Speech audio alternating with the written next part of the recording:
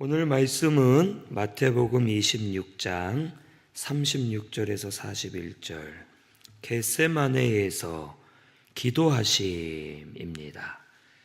예수님이 예루살렘에 나귀를 타고 들어가셨고 그 후에 무화과 나무가 열매 맺지 못함을 책망도 하시고 성전을 깨끗게도 하셨습니다. 그리고 그때부터 사탄의 역사가 시작되어 유다를 통해 종교 지도자들과 함께 예수님을 죽이고자 하였고, 예수님은 이 모든 것을 아시면서도 십자가의 길을 가시려고 하나씩 준비하셨습니다. 그리고 오늘 이 말씀은 예수님께서 붙잡히시기 전에 겟세마네라 하는 동산에서 기도하시는 내용이 오늘 이 말씀에 기록되어 있습니다. 예수님이 겟세마네에 가셔서 이 제자들을 밑에 너희는 여기 있으라 하시고 3명만 따로 데리고 올라가십니다. 베드로와 여기 세베대의 2 아들 야고보와 요한, 이 3사람을 예수님 기도하시는 장소 가까이까지 데리고 가셔서 그들에게 특별히 말씀하십니다. 이 36절에 내가 저기 가서 기도할 동안에 너희는 여기 앉아 있으라 하셨고, 이건 모든 제자들에게 말씀하셨고, 38절에 이 3명의 제자에게는 내 마음이 매우 고민하여 죽게 되었으니 너희는 여기 머물러 나와 함께 깨어 있으라 하시고, 예수님은 얼굴을 땅에 대시고 엎드려 하나님 앞에 기도하십니다. 그 기도는 39절에 내 아버지여 만일 할만하시거든 이 잔을 내게서 지나가게 하옵소서. 그러나 나의 원대로 마시옵고 아버지의 원대로 하옵소서라고 예수님이 간절하게 기도하셨습니다. 이 기도하는 내용과 예수님의 행동을 볼 때 예수님 역시 이 십자가의 고난이 쉽지 않으시고 아주 어려운 고난이었음을 우리에게 보여줍니다. 예수님이 마음이 매우 고민하여 죽게 되었다라고 하셨고, 할만하시거든 이 잔을 내게서 옮겨 주옵소서. 하오나 아버지의 뜻대로 하시옵소서 하면서 예수님이 이 십자가의 길이 얼마나 힘든 길인지를 보여주시는 겁니다. 예수님이 이 겟세마네의 기도를 통해 얼마나 큰 고난의 길을 가셔야 되는지를 우리에게 알려주십니다. 예수님은 이 십자가를 지는 것이 모든 택한 백성들의 죄를 짊어지는 것입니다. 죄에 대한 저주를, 죄로 인해 오는 심한 고통을 예수님이 대신 지시고 십자가의 길을 가실 것을 우리에게 보여주시는 겁니다.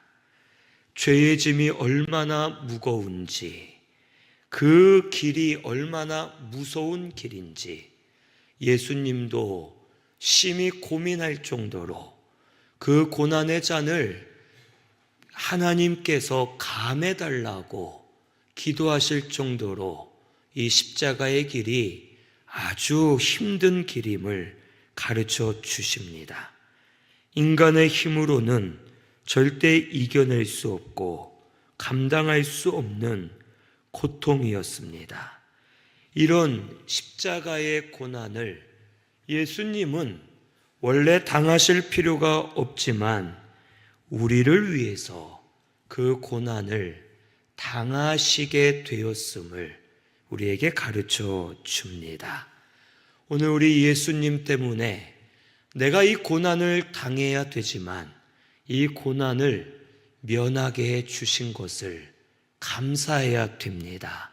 우리에게 죄의 고통이 아주 크게 와야 되지만 예수님이 대신 당하심으로 우리는 이 고통을 당하지 않고도 하나님의 자녀가 되어 하나님의 은혜로 살고 있는 겁니다. 그러므로 이 구속의 은혜를 감사하면서 우리 예수님을 따라가는 저와 우리 성도님들이 되시기를 바랍니다.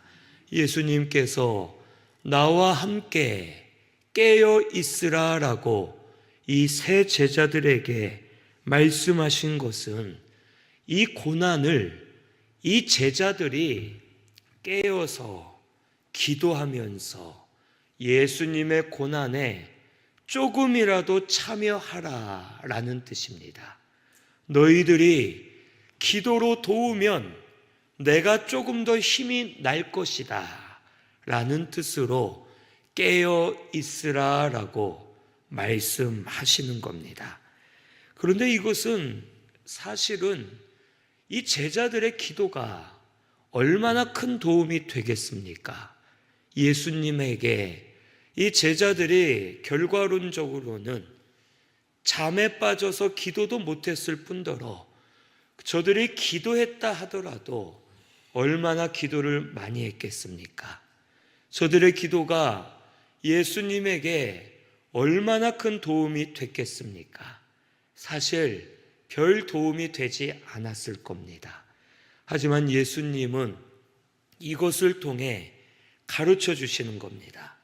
너희가 깨어서 기도하면 내가 이 고통을 너희들을 힘입어 조금이라도 더 힘있게 이겨낼 수 있다. 이렇게 알려주신 것은 나중에 너희도 이런 고난을 당할 때 내가 깨어서 너희를 위해 기도하며 너희의 고난에 함께 하겠다라는 뜻으로 말씀하시는 겁니다. 결국 제자들에게 가르쳐 주시는 거예요. 우리의 기도가 얼마나 힘이 있겠는가 본인들도 생각할 수 있겠지만 그렇지 않다는 겁니다. 저들이 기도로 예수님을 도울 수 있는 것처럼 예수님도 부활하신 후에 제자들 또 오늘 우리가 십자가의 길을 걸어갈 때 예수님께서도 깨어서 우리와 함께 하시며 우리를 위해 기도하시며 우리를 돕겠다라는 뜻으로 말씀하시는 겁니다.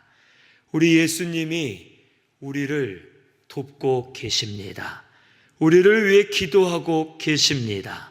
이것을 잊지 말고 우리 예수님의 십자가의 길을 예수님과 함께 걸어가는 저와 우리 성도님들 되시기를 바랍니다. 예수님이 이 고난의 십자가의 길을 가신 것은 우리의 고난을 다 아시고 이해하실 수 있는 분임을 가르쳐 주시는 겁니다.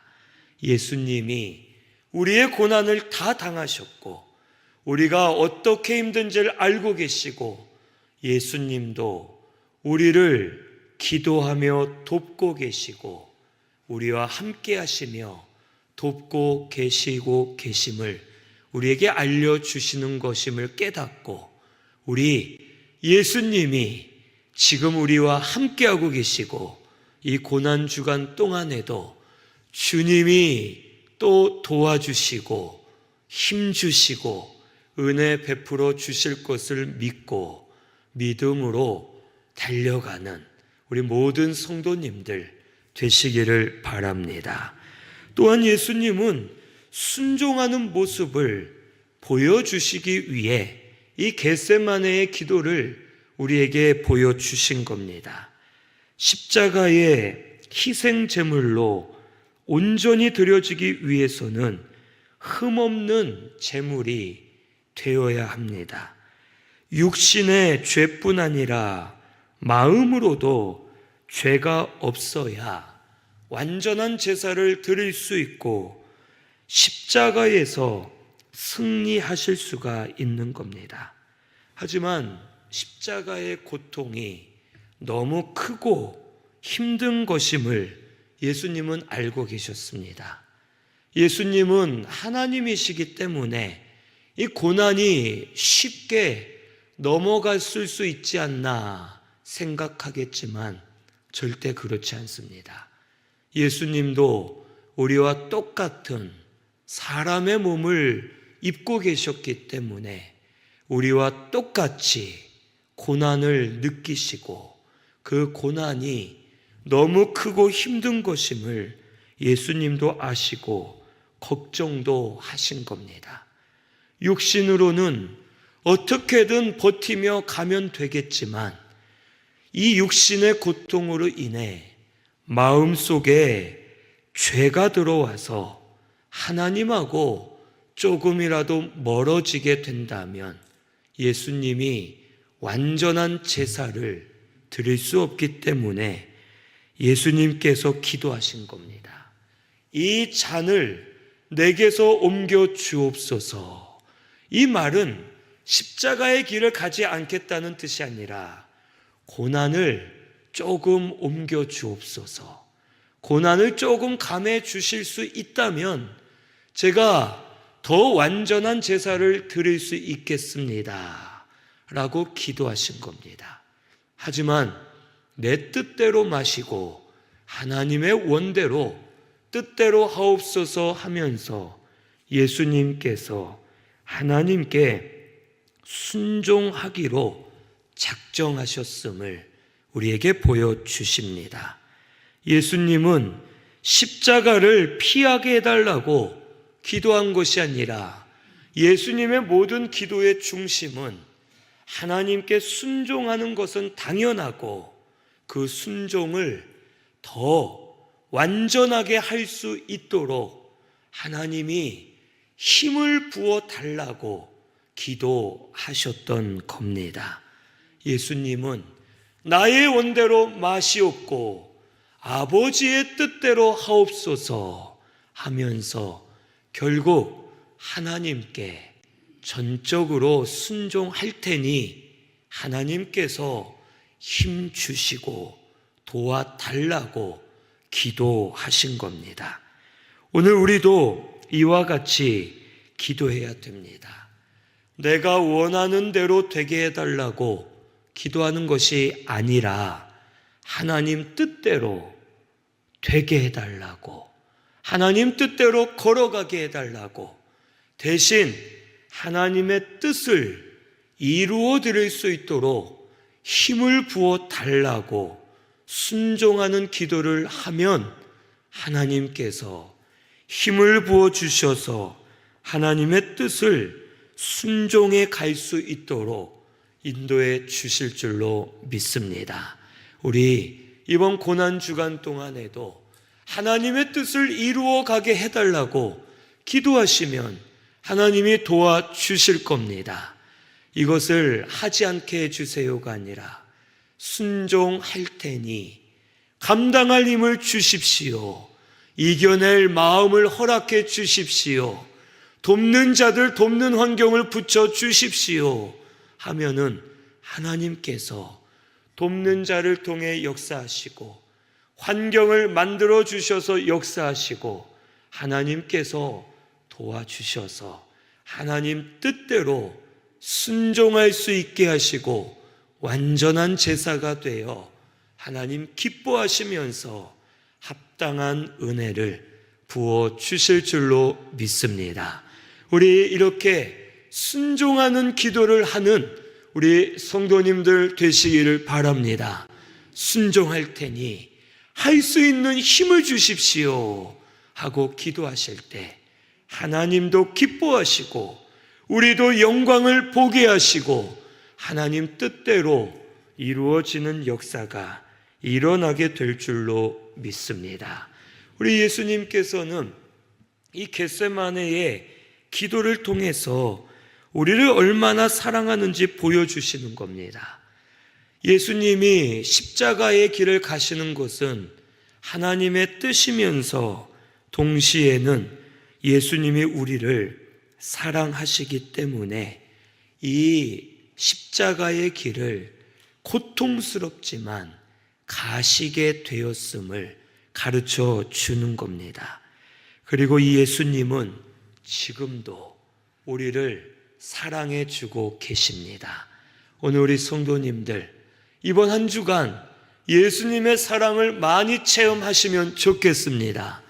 고난에 참여할 때 주님이 사랑한다 하심을 깨달으시고, 주님께서 나를 대신하여 고난 당하시고 십자가에서 죽으신 그 사랑을 깨달아서 그 사랑 안에서 내가 부활의 생명을 누리고 변화되고 새로워지는 역사를 체험하는 우리 성도님들이 되시기를 바랍니다. 예수님께서 기도하시고 나서 내려오셨을 때 여기 40절에서 41절에 보니까 제자들이 자고 있었습니다. 그때 예수님이 베드로에게 말씀하시죠. 너희가 나와 함께 1시간도 깨어 있을 수 없더냐. 시험에 들지 않게 깨어 기도하라. 마음에는 원이로되 육신이 약하도다 라고 말씀하십니다. 예수님이 깨어 기도하라 라고 말씀하신 것은 우리의 육신이 약하기 때문에 우리가 항상 깨어서 기도하려고 힘써야 될 것을 말씀해 주시는 겁니다. 우리의 육신은 죄에 붙들린 몸입니다. 마음으로는 우리가 기도하고 신앙생활 하기를 원하죠. 하지만 몸으로는 육신이 약하여서 신앙의 잠에 들고 영적으로 병들고 깨어있기 힘든 연약한 자들임을 예수님도 알고 계신다는 겁니다. 그래서 항상 붙잡히지 않도록, 잠들지 않도록 깨어 있으려고 힘쓰는 자가 되라라고 알려주시는 겁니다. 우리 신승교회 성도님들은 이번 한 주간 영으로 깨어있는 자가 되시기를 바랍니다. 우리가 어떠세요?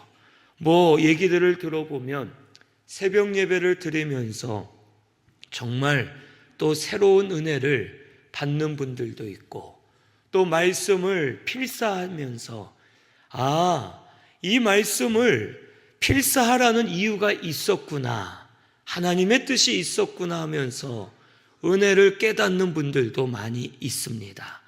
여러 가지 우리가 이번 한 주간 깨어 있으려고 금식도 하고 필사도 하고 또 헌신도 하고 새벽 예배도 드리니까 더 평소보다 깨어 있게 되고 우리에게 주시는 은혜를 더 깨달아서 그 은혜에 감사하며 살게 되는 겁니다.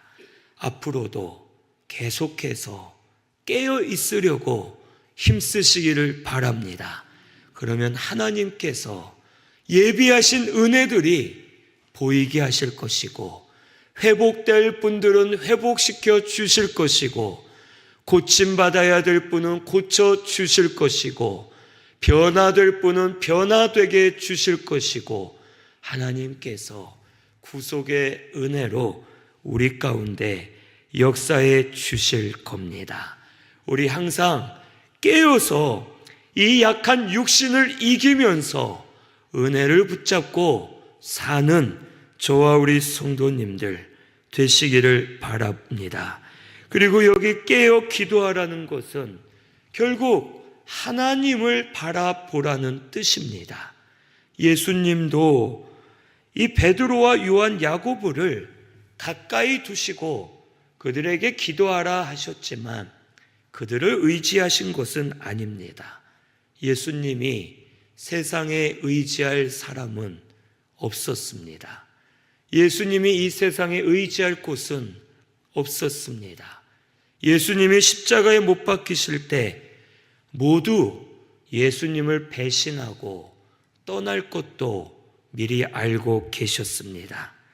예수님은 외롭고 힘든 길을 가셨고 모든 것이 두려울 만한 상황이었지만 항상 하나님을 바라보면서 깨어서 하나님을 향해 눈을 들고 믿음으로 걸어가셨기 때문에 십자가의 길을 가실 수가 있었던 겁니다. 오늘 우리도 깨어서 하나님을 바라봐야 될 줄로 믿습니다. 우리가 믿음으로 산다 하지만 하나님을 바라보지 못할 때가 많죠.